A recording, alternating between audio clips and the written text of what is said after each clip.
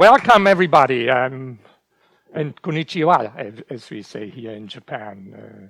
It's a great pleasure to see, in particular, so many young and happy faces. Because it's you young people, the young students, the young scientists, the young postdocs, who were born into an age with an advanced technology that resulted in the historically highest level of prosperity. But as a consequence, you have also inherited some global challenges, such as climate change, such as an increasing energy demand. And there's almost a linear relationship between the wealth of a country and the amount of energy that is being used. And in not so distant future, we will have 9 billion people living on this planet. Many of them will be in aging societies with all the related diseases. So mankind relies on your creativity, your intelligence, your integrity, and your responsibility to solve these problems that are ahead of you. And being on the brink of the fourth industrial revolution, we will reach very soon the age of exponential knowledge. That is to say, the collective global knowledge will double every 12 hours. And this is a result of women and men worldwide dedicating their life to generating knowledge through science. And as one of them, I can assure you there's no profession that allows you such an intellectual freedom, a freedom to put your ideas into effect and have an impact on the course of history. And having spent a life in science myself, I thought I sum up what is necessary to become a good scientist. And the essence of what I learned can be summarized in the 5 C's of success. First, be curious. Albert Einstein once said, and we've just seen him, on a picture, I have no special talent. I'm just passionately curious. So all of you will know that you're doing the right thing if you are passionate about it. Do not drag on projects or things that you do not like to do just to please others. An intense curiosity has served many of the greatest scientists around the globe. And very often, they did not find what they were originally setting out to do. There was Röntgen's discovery of the X-ray. There was Alexander Fleming's discovery of lysozyme and penicillin. And a more recent example are Emmanuel Charpentier and Jennifer Doudna's discovery of the CRISPR-Cas9 system. Now, these two ladies set out to study a bacterial defense system, a system that protects the bacteria from certain viruses. But what that finding turned out to be is the hottest gene editing tool that is available currently. And that has come out of curiosity-driven research. And with the help of this tool, in the not too distant future, we will be able to cure genetic diseases, and I mean cure genetic diseases.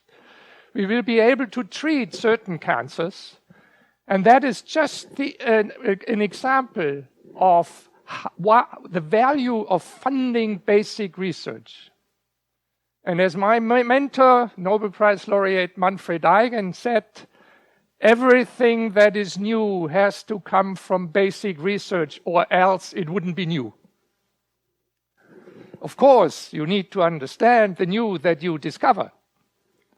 Many have seen an apple fall, but only Newton understood the concept of gravity. Next important issue is be creative. Because creativity comes from the recognition that there are alternative ways to see things. It is the power to connect the seemingly unconnected. Now, there are many examples for creativity, but the one I selected here was that allows me also to have a bridge between creativity and breakthrough innovation, because they are based on very similar principles. This one is from Tim Berners-Lee, and Tim Berners-Lee was a young man only of the age of 25 when he was working in CERN, and came up with a proposal to the chair of CERN, to the director of CERN, to arrange a communication system between computers that were widespread around the campus.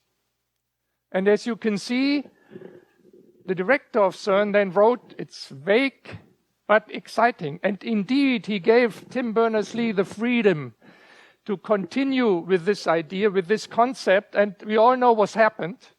The World Wide Web, the internet, actually the entire global communication system has been based on that particular discovery. Next one is be courageous. Don't accept a trodden path. Courage means you do not accept limits. A friend of mine, who you can see here, Stefan Hell, we worked at the same institute, had an interest in light microscopy. Now you have to understand that the resolution power of light microscopy is half the wavelengths of light, which comes up to about 250 nanometer. Now Stefan was interested in increasing the resolution power, in getting more visibility in living objects. And he was actually pretty criticized by many people around the globe, but he didn't give up. And so he developed a tool that he termed stimulated emission depletion.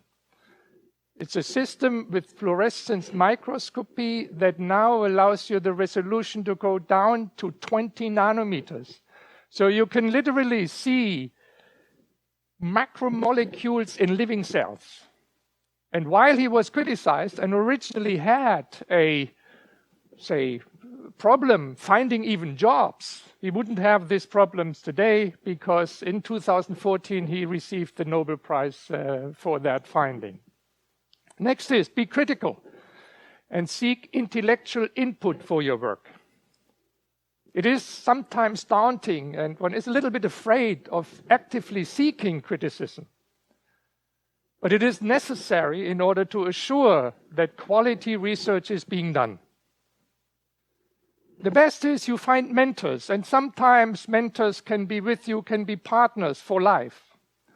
I have a nice anecdote between two people who I value very highly, friends. One is Sidney Brenner and one is Manfred Eigen. Both got the Nobel Prize in various things. And the story goes like the following. Manfred Eigen was also an accomplished pianist. So he gave a piano concerto, and Sidney Brenner was in the audience sitting next to a professional piano player. And once Manfred was done with his Mozart performance, Sidney asked the woman next to him, so what do you think of him? She said, oh, it's not bad for a chemist. So a day later, Sidney and Manfred, they were strolling around the Basel it was, and Manfred explained to Sidney his latest theory about hypercycle in evolutionary biology. So then Manfred asked Sidney, so Sidney, tell me, what do you think of this theory? He said, not bad for a pianist. So you can see, even at that level, you need to understand criticism, and you invite criticism. And you will get a lot of criticisms for your grant applications, for your manuscripts. They will be scrutinized. Some of them will be rejected. But let that not discourage you, because the peer review system is not without flaws. Publish or perish is very real. And we all know or think it's not fair to judge a scientist's merit by the number of publications he has been done, or using metrics of impact factors of journals. But it is a matter of life in science, and we have to live with it. In particular, bureaucrats love it, because it's very easy to just say top, medium, or bottom. So we have to live with it, but try to concentrate on content. Publications are necessary for career development. Why? Because they provide a means of documenting your results. And more importantly, they allow others to reproduce these data and build on them. So innovation and breakthrough discoveries have only been possible due to the many experiments that preceded and publications that preceded them. And Newton once said, "If I have seen further, it is by standing on the shoulder of giants. But make sure your work is correct." We hear a lot of fake news or alternative facts. And to me, it sometimes appears that the Enlightenment movement of the 18th century has passed by a great number of people. Enlightenment, as you know, laid the foundation for reason as the primary source of authority and brought to the world liberty, progress, and formed the basis for democratic governments. There's nothing like alternative facts, except sometimes when I step on my scale in the morning, I wish for some alternative facts. But for you guys, fake data in science are the kiss of death of a scientific career. Last point, be concerned. Be concerned with the research environment. There are governmental institutions, startups, there's industry, there are philanthropic organizations. They all can provide a conducive research environment. The research goal of them may be different, but many of these organizations allow what I like to call high trust funding. And let me explain a little bit high trust versus low trust funding. Most organizations, most universities depend on low trust funding. They have to bring in research funds from grants and applications. Peer review, however, is a process that depends on ex ante, a priori predictions regarding the application. Consequently, it favors mainstream work, not risky projects. Only half jokingly, here's the reason. First time you bring in an application, the referees say it can't be done. You work on it, submit the second time this application. The argument is, well, you didn't do it right. Third time, you publish your publication, you bring in your application. The argument is, well, it's obvious anyways. So it's very hard to satisfy the demand of referees a priori. And the general supporting structure does not support high-risk projects. That's why Stefan Hell, Emmanuel Charpentier, or Tim Berners-Lee all had high-trust funding for their research. In this research, funding is given based on previous accomplishments, believing that the best scientists will produce the most important results. Very simply put, fund people, not projects. That is the essence of high-trust funding. Of course, there is quality assessment, but the quality assessment is retrospectively. And there are many examples of small, pioneering research organizations that allow for more creative enterprises, as well as some big companies that actually allow for basic research being funded. Historically, there are two very well known. It's the Bell Laboratories and the Institute of Immunology in Basel. And there are certain institutional factors that foster creativity. Hire the top scientists and leaders. Give scientific independence early on. Generate small but interdisciplinary groups with a wide scientific scope. Usually, the most efficient group size is 8. And give enough institutional core funding and allow external third-party income. So what will be your visions? What will be your accomplishments by the time you reach my age? Well, it's hard to say, of course, and like Peter Sellers, the British comedian, once said, predicting the future is a bit like scratching yourself before being stung. But based on our knowledge today, we do expect progress in sustainable energy provisions. We hope for reduced CO2 level. We will have and see intelligent and autonomous robots, which will result in a lot of labor forces lost in our manufacturing industry. We will see a lot of man-machine interfaces. The word is Internet of Things. We will lead longer and healthier lives. Some even believe that the current longest living person with 120 some is not the absolute limit, that there is no absolute limit. But what is most important, does that result in a happy life? Well, in order to do so, of course, you all have to work to take our societies along.